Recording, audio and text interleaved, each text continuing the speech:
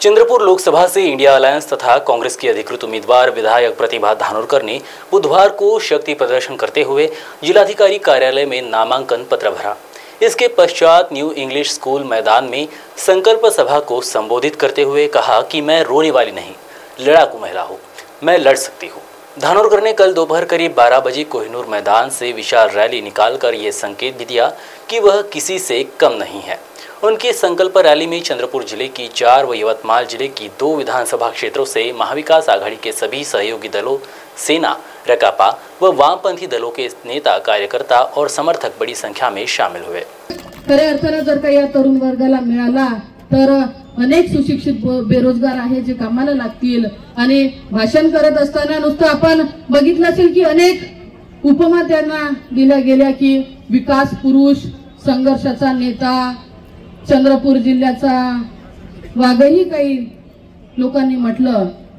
पण विकास पुरुष नुसतं स्वतः म्हणल्याने चालणार नाही, ती गोष्ट सर्वसामान्य जनतेने देखील मान्य केली पाहिजे की खऱ्या अर्थाने विकास हा कशाचा झाला आहे।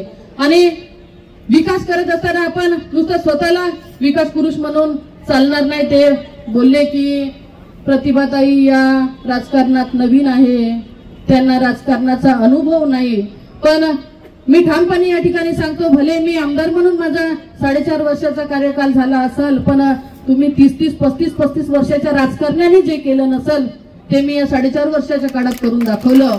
आणि आपण बघितलं असेल की आपल्याकडे कोविडची परिस्थिती आली, जवळपास 2 वर्ष आपले कोविड मध्ये गेले, नंतर पूर परिस्थिती आली, सगळ्या पिकाचं नुकसान झालं। आणि कोविड मध्येही आम्ही जनतेमध्ये होतो, लोकांना ऍडमिट करत होतो, सतत त्यांना जे आवश्यक असणाऱ्या सोयी सुविधा पुरवत होतो। आणि अशा वेळेस हे महाशय आपल्या नागपूरच्या बंगल्यावरती बसून होते, जवळपास वर्षभर ते घराच्या बाहेर निघले नाही।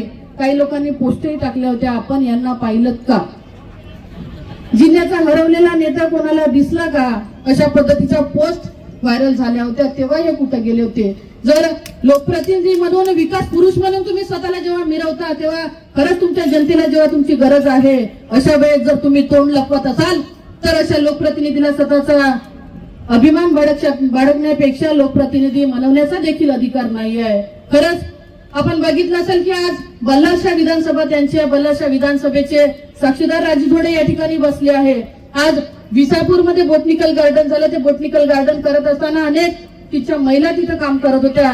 जोपर्यंत त्या महिलांचं काम होतं त्यांना तिथं राबवून घेतलं, काम झालं माझं नका करू तुझं, अशी परिस्थिती त्या विसापूरवासियांची झाली।